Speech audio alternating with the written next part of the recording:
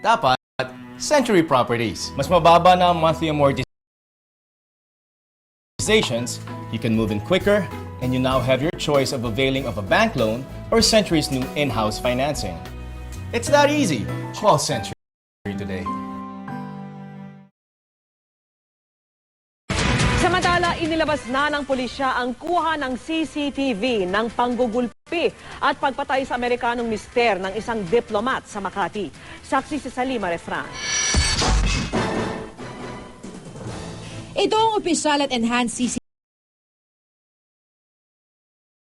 CCTV video ng pulisya sa pagpatay sa isang Amerikano sa Makati nitong Sabado.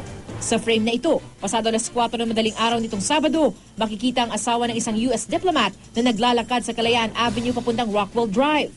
Lasing daw ang hindi pinapangalan ng Amerikano ayon sa gwardyang nakunan sa CCTV. Maya-maya pa, dumaan ang silver-white SUV ng mga suspect na tinanong ng gwardya. Habang tinatanong ang mga sakay ng SUV ng gwardya, nakitanong din ang biktima. Hindi siya pinansin ng mga suspect pero sa kanilang pag-alis, hinabol sila ng biktima.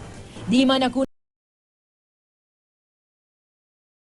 ng kamera, ayon sa gwardya, 2 beses daw kinalampag ng biktima ang paalis ng sasakyan.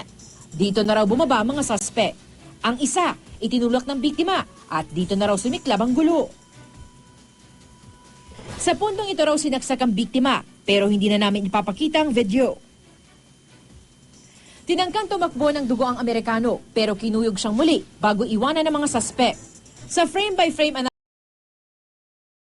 analysis ng pulisya, ang suspect nito na may hawak ng panaksak, kinilala bilang si Juan Alfonso Abastillas. Malinaw na malinaw po, ang tanging may hawak lang po ng patalim ay ang nagngangalang Juan Alfonso Abastillas. Naaresto rin agad ang mga suspect sa may Estrella Street palabas na ng EDSA sa kanilang 4. Si Abastillas lang ang nakita ang may sugat sa kamay. Para mapalakas ang reklamo,